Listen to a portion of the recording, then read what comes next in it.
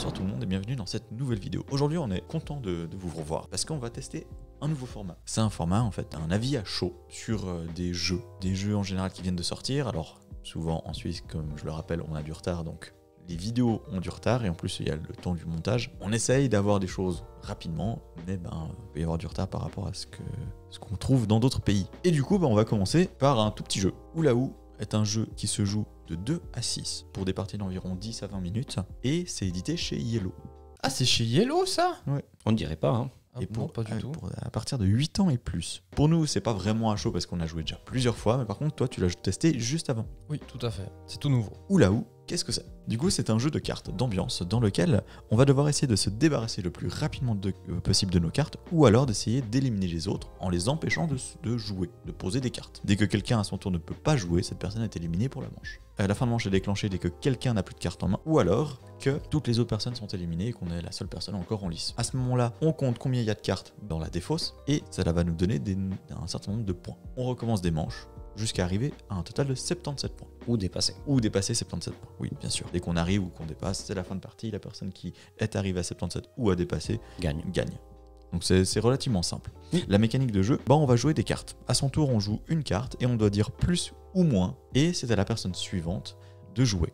La personne suivante va devoir poser une carte de valeur supérieure ou inférieure selon si on a annoncé plus ou moins. Donc c'est vraiment simple. Ouais. Oui. On peut également doubler une carte. Si on ne souhaite pas poser une valeur supérieure ou inférieure, on peut dire double et on pose une valeur égale à la précédente. Quand on double, la personne suivante va devoir doubler également ou alors casser un double en posant une carte de valeur exactement plus 1 ou exactement moins 1. Si par exemple je double sur un 6, la personne suivante pourrait casser le double en posant un 5 ou un 7. Il faut savoir également que le 7 est un joker, utilisable n'importe quand. Un vanille. Ouais. Et il Il en a eu 5. On a 10 cartes en fait, et puis il a eu 5 7 sur les 10 cartes la partie précédente. Mais j'ai quand même perdu. C'est vrai. Donc c'est pas parce que j'ai beaucoup de sets et de jokers que on gagne. Non, on a essayé de te mettre dans tes derniers retranchements. Là. C'est vraiment ça. Donc le 7 est un joker qu'on peut poser n'importe quand pour casser un double ou simplement quand on ne peut pas. Se sauver en fait. Ouais. C'est ça. On réinitialise un peu le jeu. Donc voilà pour la mécanique de jeu globale, comme on joue. Et maintenant, on va s'attarder sur les différents aspects du jeu et puis on va dire un peu ce qu'on en a pensé. Au niveau des règles. Alors moi je les ai pas lus, alors Ouais, du coup en fait Vanim me les a très bien expliqués. Aucun Bon, ça, souci. je vous rassure, c'est des règles qu'on explique en 2 minutes. En 2 minutes. Oui, c'est vraiment très simple. À mon avis, c'est bien écrit. C'est très bien écrit. Pour un petit jeu de ce style, Ouais. souvent on a l'habitude dans des petits jeux d'avoir des traductions catastrophiques, des règles illisibles. C'est bien fait. Et on a des fois des règles qui sont compliquées, mais en fait pour un rien, tu vois. Exactement. Nous, c'est sur un format un peu plus petit. Et là, à savoir que les règles dans la boîte sont en français et en anglais. Oui, exactement. Ensuite, la thématique. Bon, la thématique... Enfin, t'en as pas vraiment. Hein. Non, on a des dessins que- sur les cartes.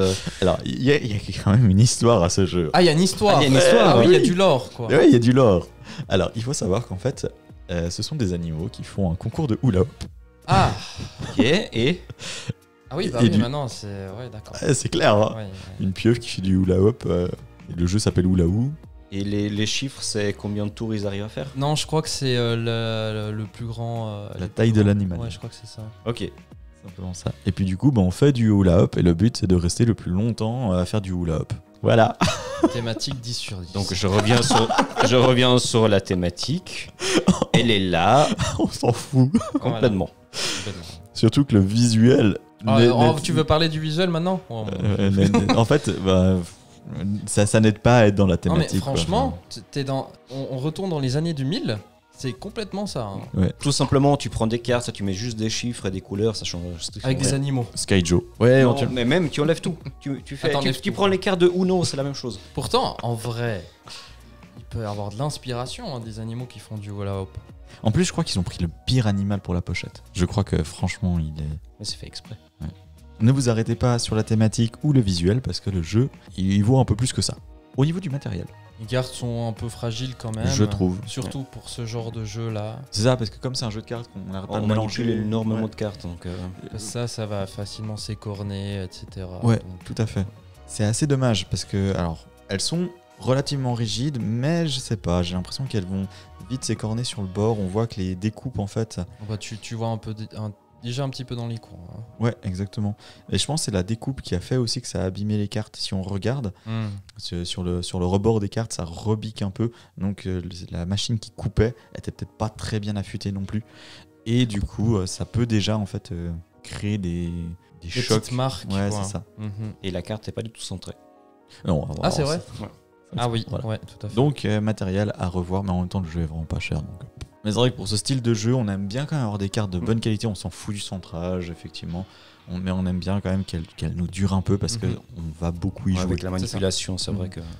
Typiquement le c'est jeu dommage. que tu sors avant un gros jeu et puis tu le manipules à tout va. Ouais, exactement. Tu le prends au bar aussi, tu prends des chips avec, c'est tout grave, voilà. Bah pour ça, on a des sleeves. Oh mais ça passe plus, hein. Là ça passe Non, plus c'est avec pas- la boîte. Hein. Non, ça passe plus dans la boîte. Durée de vie, Précise un peu ce que tu veux dire par la durée de vie. est-ce que on le sort facilement? Est-ce qu'on joue beaucoup? Est-ce qu'il y a des extensions? Ou c'est un jeu que on fait 2 parties, il reste dans notre placard et on va plus le sortir? En fait moi après ces petites parties que j'ai fait, les parties durent environ 10 à 20 minutes. Et en fait je trouve que ça peut être quand même un peu long pour ce genre de jeu parce qu'on va jouer en fait sur différentes manches et puis on atteint un certain point de victoire pour celui qui a atteint du coup la limite. Après, on peut tout à fait décider de faire moins de points. Oui, mais d'après les règles c'est comme ça. Personnellement, une partie ça me suffit. Je passe après directement à autre chose. Ouais, Et d'enchaîner en fait sur des parties, tu vois. Bah, c'est vrai que c'est pas non plus du tout ton style de jeu de base. Mais de mon côté, j'ai trouvé qu'il y a un côté très addictif. Ouais. Pour moi, il n'y a aucun souci, je le sors volontiers dans un bar avec des gens. C'est clairement pas non plus le jeu que j'ai envie de sortir tout le temps. Parce que quand on est à la maison, on aime bien faire des gros jeux, avec des amis on aime bien faire des gros jeux. Mais c'est vrai que quand on est au bar, quand on est avec des potes qui ont moins l'habitude ou avec la famille, j'ai un énorme plaisir à le sortir parce que c'est drôle, c'est dynamique et il y a vraiment un côté addictif. Je pense exactement la même chose. Je n'en parlerai encore après, mais c'est vraiment ce genre de jeu qu'on sort très rapidement, on joue tous en quelques minutes, sans besoin encore une fois d'aller jusqu'à 77 points. Hein. Mais c'est un petit peu un bouche-trou. Ouais, c'est ça. Ça passe partout. Alors, par contre, je dirais pas en dernier jeu avant d'aller dodo. Je préfère. Il y a d'autres jeux qui se. Soirée, ça. Ouais, Voilà, c'est un début de soirée. Ouais. Ou en fin de soirée quand t'es bien éméché aussi. Ouais, pour moi, une durée de vie, elle est bonne en tout cas. Un peu plus chez vous, moins chez moi. Ouais, Moi, c'est après ça. une partie, allez hop, let's go, gros Suivant. jeu. Mais- C'est bon. Mais même si tu fais une partie par semaine, parce que tu le sors vraiment en début de jeu, de soirée, ça va. Hein. Ah, là, faut pousser un peu la discussion. T'as quand même eu un petit peu de plaisir, mais c'est vrai que tu le mets vite Ouais, de côté. mais j'ai quelques petits jeux et j'avoue que j'ai quand même des autres préférences. Ok. Quoi. Et justement, qui se jouent un peu plus vite et les manches, c'est bon, en 10 minutes, t'as fait une manche et puis à la limite, tu peux refaire une partie. Ouais. Tandis que là, j'ai un peu moins envie de refaire une partie. Quoi. Ok. Enfin, d'enchaîner, je précise. Pour moi, ça remplace tout à fait un Skyjo. Skyjo que je peux plus voir en peinture, c'est beaucoup trop aléatoire. Là, il y a de l'aléatoire, il y a beaucoup d'aléatoire quand même, mais on a l'impression de contrôler, mais on contrôle rien. Et c'est quelque chose que j'aime bien avec celui-là quand même, c'est que on a nos cartes en main, on peut réfléchir à quelle carte on utilise. On a un peu toutes les connaissances de notre jeu. Skyjo, on connaît rien du tout, on subit un peu la chose. Et je crois que j'ai fait aussi trop de parties, mais Au bout d'un moment. c'est ça.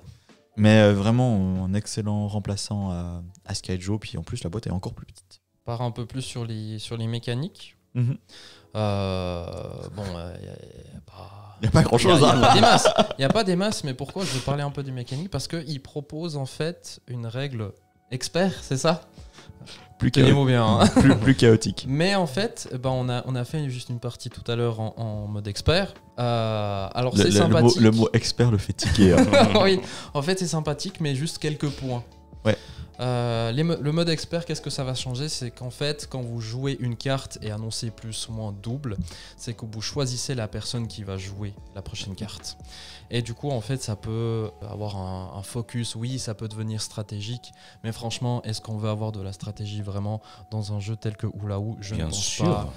Mais je pense qu'on est plus en mode de l'ambiance et on fait un tour de table et puis tout le monde est un peu au même niveau, etc. Par contre, au début du jeu, normalement, on doit révéler aléatoirement 5 cartes devant nous et il y en a les 5 autres cartes dans notre main.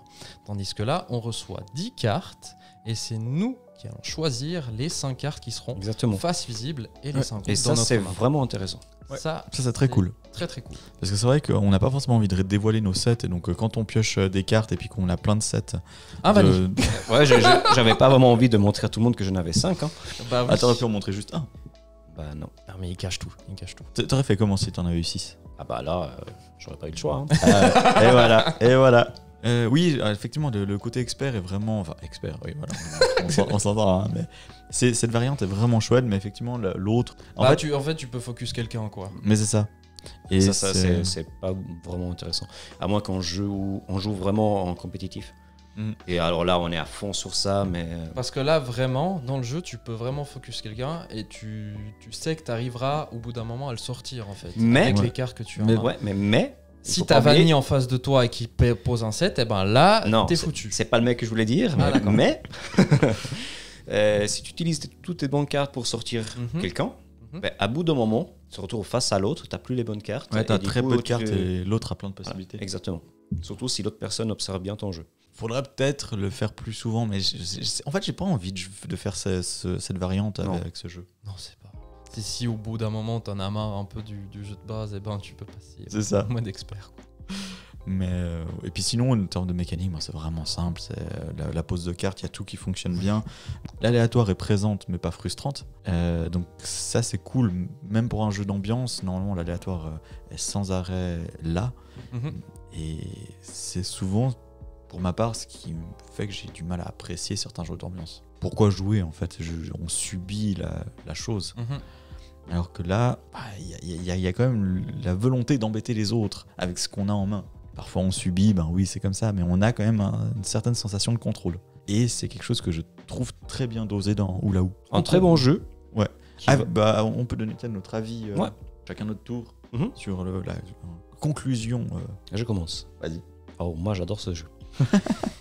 Je vais ressortir ma théorie. J'étais à la recherche d'un jeu pour Ah oui, c'est vrai. remplacer ou non. Et les conditions sont faciles à jouer. Donc rapidement, explication des règles très rapide et jeu très facile. Qu'on peut sortir n'importe où.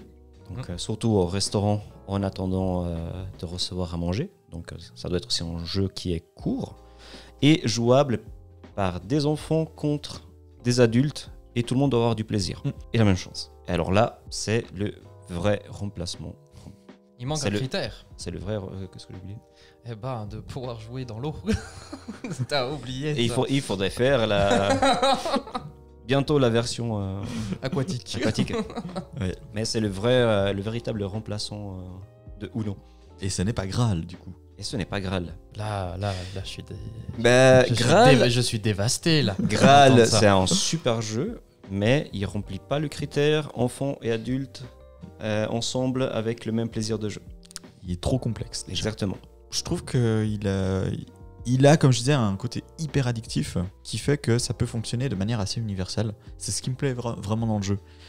J'ai l'impression qu'il va, pour ma part, moins me lasser que Skyjo sur le très long terme, parce que Skyjo c'est vraiment un peu l'étalon de mesure dans les jeux d'ambiance faciles à prendre en main que tout le monde aime. Je pense que celui-là il va durer plus longtemps en termes de plaisir de jeu. Au début j'étais vraiment rebuté par la direction artistique que je trouve ignoble. Mhm. Après, voilà, c'est mon avis personnel. Voilà, il y a quand même une artiste ou un artiste qui a dessiné ça. Ça me rebute, ça m'a vraiment rebuté. Ouais, ouais. Mhm. J'ai hésité à le prendre en magasin jusqu'à ce qu'on en parle énormément sur Internet en disant que c'est vraiment excellent et autres. C'est le remplaçant, plusieurs gens l'ont dit, c'est le remplaçant à Skyjo.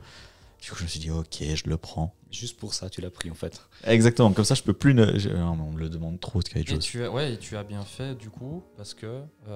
C'est en celui-là, rupture. Voilà, en rupture, il n'y en a plus. Mais vraiment, on vous le conseille chaudement. Surtout que c'est plus petit, c'est moins cher, c'est plus moche que Skyjo. Et ça, faut le faire quand même.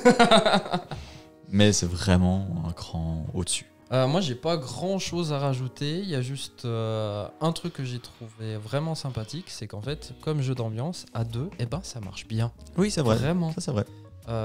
si vous cherchez quand même un jeu d'ambiance, pas trop prise de tête pour 2 joueurs, eh ben, franchement, ça marche bien. Mais sinon, comme dit, c'est pas mon type de jeu. Après une partie, c'est bon, on passe à autre chose. T'as fait le tour. J'ai fait le tour, c'est tout bon. Mais très bien s'il y en a qui peuvent trouver une alternative à différents jeux pour innover un peu tous ces jeux ambiance. Merci d'avoir regardé cette vidéo. On espère que ça vous aura plu. N'hésitez pas à partager, à liker. Merci à mes compères d'avoir participé à cette vidéo également et avoir testé le jeu avec moi. Avec plaisir. Avec plaisir. C'était cool. On va essayer de sortir régulièrement ce type de vidéo. Et dites-nous si vous voulez qu'on aborde des points qui vous intéressent ou bien comment vous voudriez que le format devienne. N'hésitez pas à le dire en commentaire. Je vous souhaite une belle journée. À bientôt. Jouez à des jeux et à bientôt. Ciao. Ciao, ciao.